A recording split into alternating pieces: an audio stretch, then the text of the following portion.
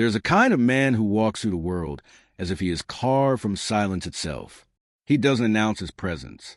He doesn't ask to be seen. But everything around him shifts when he enters the room.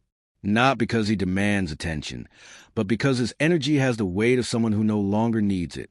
He lives by laws that most men never even discover. He speaks less but says more. He moves less but creates more. He chases nothing. And yet everything moves toward him. He is a mirror of nature, a student of the Tao. He understands what Lao Tzu whispered through the centuries.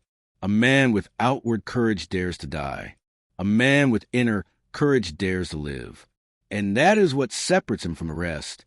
He dares to live without attachment, without validation, without chasing things that collapse under their own weight when grasped too tightly. Other men are in motion. He is still. Other men react. He observes. Other men clamor for her attention. He walks past utterly unimpressed. And that is when it begins. That's when she starts to notice. Not the words, not the looks, not the effort, but the absence, the calm, the self-possession. She starts wondering why he doesn't chase, why he doesn't try, why he doesn't need. Because women have seen men try. They've seen men sell themselves, present their best angles, overextend, overexplain, overcompensate. But they have rarely seen a man who is complete before her. Not immune to her, but not altered by her presence either. This man isn't avoiding love. He's just not starving for it. He's not closed off. He's selective. He isn't cold. He's simply not for everyone because he has built a life that doesn't require her to feel meaningful. He has cultivated solitude until it became peace. He has turned silence into strength. And she can feel that. She can feel that his mind is not open real estate for just anyone to build upon. She can feel that his emotional gates are not unlocked by smiles or compliments. She can feel that even if she got his attention, it would cost her something real, because he is not for rent. He is not for free. He is not available in bulk. He is a scarce resource in a world addicted to easy access. And that scarcity creates value. It creates mystery. It creates pursuit. And the most dangerous part, he's not doing it to create those things. He simply is those things. He is the rare man who became whole before he was wanted. And that more than anything else is what makes him unforgettable. This is not about pretending to be something you're not. This is not a game of withholding affection, using silence as bait, or playing hard to get, because the man we're speaking of doesn't withhold. He simply doesn't offer himself where he's not truly moved to give. His restraint is not strategy. It's instinct. He doesn't speak to entertain silence. He doesn't respond to pressure. He doesn't hand out his energy like business cards. And because of that, people, especially women, begin to notice the weight of his absence more than the noise of most men's presence. They feel the gravity of his standards, the tension of his calm, the richness of his attachment. It's in the way he looks without staring, in the way he listens without agreeing, in the way he gives space instead of attention, and time instead of approval. He's not calculating it. He's not watching to see what effect it has. He doesn't need her reaction to validate his choices, because his choices are rooted in something deeper than desire. They are rooted in discipline, purpose, vision. Most men move toward women as if proximity equals intimacy, as if being near her, replying quickly, liking her posts, being available will win her loyalty or desire. But the man aligned at the toe knows this isn't how desire works. Desire lives in distance, in longing, in questions unanswered. Lao Tzu wrote, "To hold, you must first open your hand, let go." And this man, he lets go of outcome. He does not manipulate emotion because he has no desire to control what does not belong to him. He does not seek connection because he has already built one with himself. He does not chase what is running because anything that runs from him is already lost. You must understand there is no technique more powerful than authentic inner peace. There is no tactic more effective than indifference that is real. There is no signal more intoxicating to a woman than the realization that she is curious about a man who feels no need to be understood. She begins to wonder, why is he so free? Why doesn't he need me? What does he know that I don't? She becomes entangled in the mystery of his restraint. Not because he withheld something, but because he didn't offer what she assumed she deserved by default. That's the foundation of the mind game, to live in such a way that your presence feels like a privilege, not a prize to be handed out for the lowest price. To walk through the world with a quiet certainty that you are not here to chase, but to choose, not to convince, but to observe, not to perform, but to become. And once a man steps into that energy, everything starts to change. She doesn't talk about him the way she talks about other men. There's a hesitation in her voice, a curiosity in her eyes, because he didn't fall into predictable rhythm of attention, validation, and availability. He disrupted it, not with arrogance, but with presence, not with mystery, but with mastery. The truth is, she's not used to not being pursued. She's not used to being in the position of wondering, waiting, watching. But now she is because he gave her something rare. Space, not the kind of space that disappears. The kind that expands. The kind that makes her world feel a little quieter without him in it. The kind that makes her question her own reactions. The kind that makes her look inward because he is no longer orbiting her. She finds herself checking his presence the way most men check hers. She starts thinking before she texts. She starts asking her friends what they think his silence means. She scrolls through conversations not to remember what he said, but to feel close to the silence that followed it. And why? Because his energy lingers. Stillness leaves a deeper impression than noise. And his stillness has become unforgettable. This is not about creating anxiety in her. This is about creating value in yourself. A man who understands the Tao does not overextend.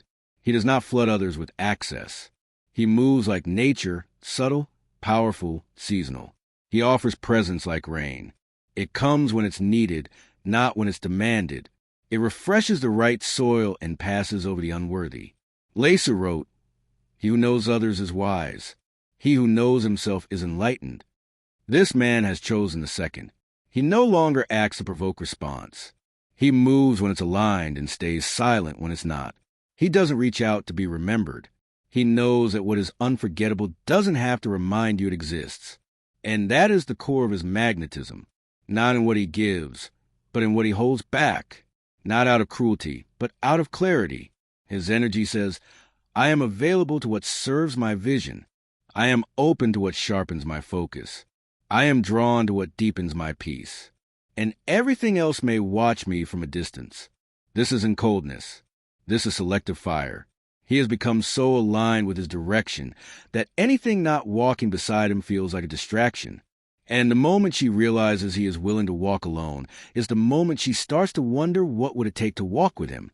When a man stops chasing, he doesn't become passive. He becomes powerful. Most men confuse withdrawal with weakness.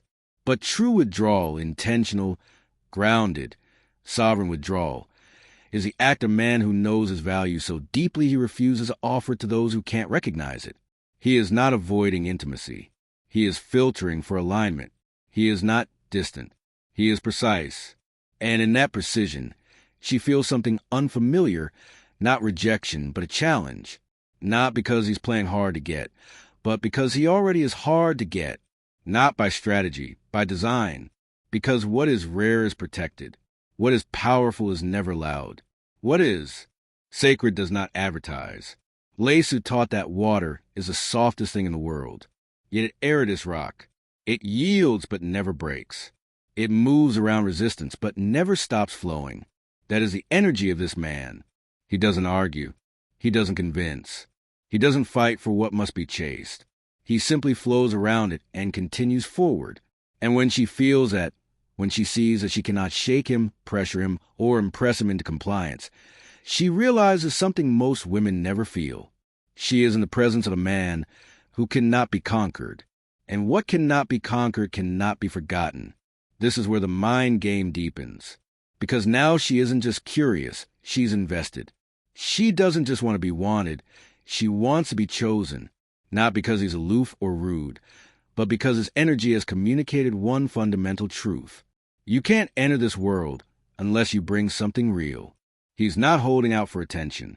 He's not leveraging scarcity to create panic. He simply values his peace more than her approval. And that shifts the entire dynamic, because once a woman senses that your life is already full, that your days are already rich, that your mind is already occupied by vision, that your soul is already being fed by your path, she stops wondering if you'll pick her. She starts wondering if she's good enough to be picked. That is the reversal. That is the mind game. That is the moment where everything shifts. Not because he said the right thing, not because he played it cool, but because he became the mountain. And the mountain does not come down to meet the climber. The climber ascends, or she turns around. Either way, the mountain remains unmoved. Now she begins to feel it, not as a game, but as gravity. She used to be the one pursued. She used to be the one surrounded by options, messages, attention, noise.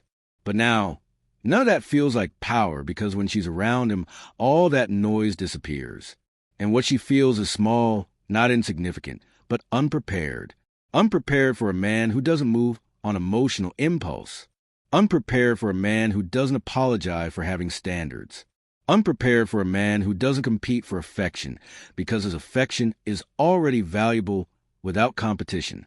This man isn't swayed by beauty. He's seen beauty before. He doesn't need validation. He validates himself with discipline. He doesn't need company.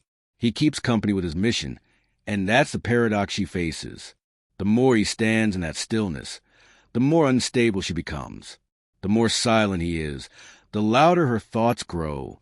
The more uninterested he seems, the more consumed she becomes. Not because he's manipulating her emotions, but because his presence doesn't feed her ego. It demands her essence. This is why women chase such men. Not because they are cold, but because they are pure, free from desperation, free from performance, free from the disease of needing to be seen. Lao Tzu wrote, "When you are content to be simply yourself and don't compare or compete, everyone will respect you." This man lives that truth. He does not enter the marketplace of desire with dancing tricks and smiles. He doesn't audition for love. He embodies love of self so fully that it cannot help but attract those who crave peace in a world of performance. His life is his fortress. His solitude is his kingdom. And the only way in is through grace, through alignment, through invitation. She begins to feel that just being near him costs something. Her illusions, her control, her masks. And for the first time, she understands what it means to want a man who doesn't need to want her back. This is where obsession begins. Not because he triggered her emotions, but because he revealed her limits. And now she has to rise or retreat, because he will not move. He will not beg. He will not follow. He remains still. The man she cannot stop thinking about isn't mysterious by design. He is grounded by nature.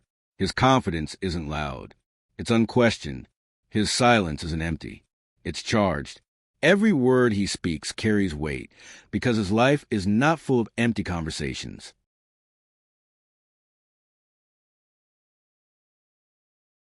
Every gesture matters, because he doesn't give out energy like cheap candy. He has stepped beyond performance, beyond charm, beyond tactics, because he has seen what most men never see, that the moment you act to be desired, you abandon your power. And the moment you stop needing to be desired, you become the desire. He has no interest in being liked, no interest in being everyone's favorite man. His presence is not a service. It's a standard, and that standard repels the shallow while magnetizing the rare. She begins to feel like she's earning moments with him, and not because he withholds, but because he doesn't offer what isn't deserved. And now the game turns inward for her. She becomes the one asking, what does he see when he looks at me? Why do I feel exposed around him? Why do I crave his attention, but fear it at the same time? Because his gaze does not flatter. It reveals. It doesn't tell her who she wants to be. It shows her who she is. Most men give attention like a drug. He gives it like a mirror, and the mirror never lies. Lao Tzu said, "The wise man is one who knows what he does not know." And this man walks with that humility, not because he is small, but because he is so powerful, he doesn't need to prove anything. That's what makes her obsessed. He sees through her games. He sees beyond her beauty. He listens between her words. And in a world where she's used to men chasing the fantasy of her, he alone remains focused on truth. That's what makes him dangerous. Not because he's cruel, but because he can see her without needing her. And that to a woman is terrifying, because it means she can't seduce her way into his heart. She can't manipulate her way into his soul. She must rise. She must offer something real or watch him vanish like mist, unbothered, untouched, unclaimed. He does not belong to the world. And that's exactly why the world tries to belong to him. He doesn't win her by out-talking other men. He wins her by outlasting their noise. He doesn't dominate the conversation. He becomes a silence she replays when the world is loud. He doesn't post to be seen. He moves through life as if being seen as a side effect, not a goal. And by the time she realizes he's unlike anyone she's ever met, he's already moved on, not out of bitterness, but because the river never stops flowing just to be admired. That's the final truth. He doesn't stay to prove his worth. He walks because movement is natural. He lets go because clinging is weakness. He builds because he was born to create, not to convince. You must understand a man who lives by the tower does not beg to be wanted. He becomes a force that cannot be ignored.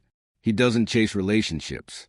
He builds a life so rich, so rare, so untouchable that the right woman doesn't just desire him. She restructures her life to follow where he's going because she knows this man is not coming back.